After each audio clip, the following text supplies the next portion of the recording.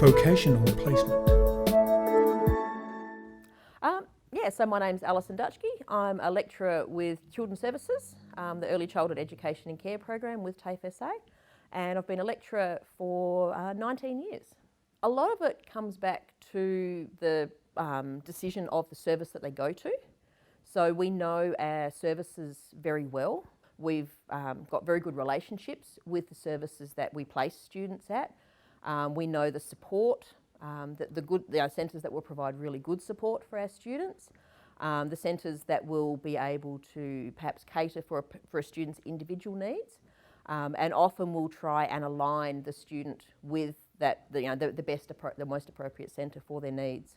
Sometimes that's not always possible, depending on where the student lives or perhaps where the centre is. It may not be so easy for them to access. I know we had a student at one stage who was legally blind, although the criteria for legally blind in her situation meant that she was actually able to function very effectively.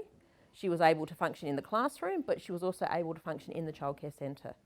And the staff were aware of her vision impairment. They needed to accommodate it in terms of being aware, I suppose, of having more of a clean environment in terms of the floor space being a lot more clear. So her vision was affected in that she sort of had difficulty seeing if there were things on the floor. And so making sure that there wasn't a lot of toys and things left on the floor that she may stumble over. So that was accounted for in that way. In terms of the reading and writing aspect of study and the things required for placement, she was actually very successful in that regard. And yeah, she had great engagement with the staff. The staff were also very supportive of her needs. The students, I believe, or the children rather, in the centre, from what I understand, it was a great experience for them, having someone with a significant vision impairment in their environment, and it helped them to understand more about, obviously, other people in the world.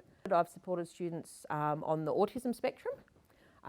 One of the students gained employment, so she was studying her Certificate 3 at the time, and was actually quite successful in gaining employment at a service, which she found really, really empowering, which was great. And the service supported her by understanding what her needs were, that she could only work a limited number of hours as well, so they were very supportive in that way. And even during her placement, they were very supportive in explaining things. The centre appeared to understand very well the complexities that can come with someone being on the autism spectrum. And so they also made allowances for some of the boundaries, perhaps, or you may call it perhaps the quirkiness, perhaps, of this student, some of those individual characteristics that she had, where she may sort of overshare or not perhaps fully understand what the boundaries were.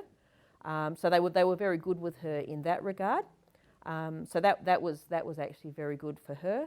I have also had other students I had another student a number of years ago who was also on the autism spectrum, and we found that in the classroom she was very good, highly academic student. However, when we placed her in the centre, in the childcare environment, what we found was that she could focus on the group of children immediately in front of her, but she had difficulties with peripheral vision and that peripheral understanding. So she was focused on the children, as I said, immediately in front. However, the other children off to the side, or perhaps the children behind her, she didn't have the awareness that was required, obviously in a childcare centre, for children's safety. And so that caused an issue. We spoke about it with the staff, we spoke about it with the student, and ultimately we actually came to the decision for that student that perhaps this was not the right environment for her and simply because of the children's safety, and we can't put that at risk. For each student, it's a different situation. For some students, they are very open about their access plans. They're very open about some of the challenges that they may have. More and more, we're actually encountering students with mental health issues, and that can be quite a difficult one for some students to disclose. even disclosing to us, that can actually be quite difficult. So once we know that information, again, obviously we have to gain their permission first, and then speak about it. If they say yes, that's all fine, then we'll mention it to the centre that they're going to. Often what the lecturer will do is we'll negotiate a meeting at the start of their placement, so they can, the student and the centre can all be on the same page with what their requirements are. If they need any particular adjustments, many of them may not need much, although it can be perhaps more in terms of absences. And again, it's that accommodating that they may not be able to attend every day that they're required to attend placement, so their placement may go longer than normal. For some students, thinking of another student, because of her mental health issues, she had difficulties in the morning.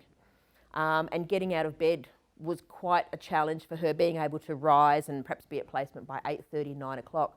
So I know with her, we negotiated that, any time between 10 o'clock and 11 o'clock is when she was able to start.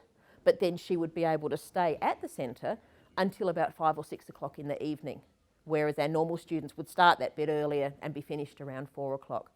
I think the biggest thing we find with our centres is we need to keep them informed. Because the more that they are informed, the more accommodating they can be.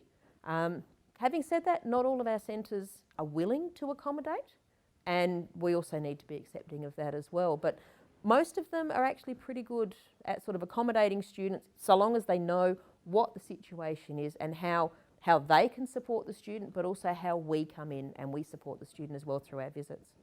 This video was produced for the Disability Awareness Supporting Students in VET resource. For more information, visit www.disabilityawareness.com.au.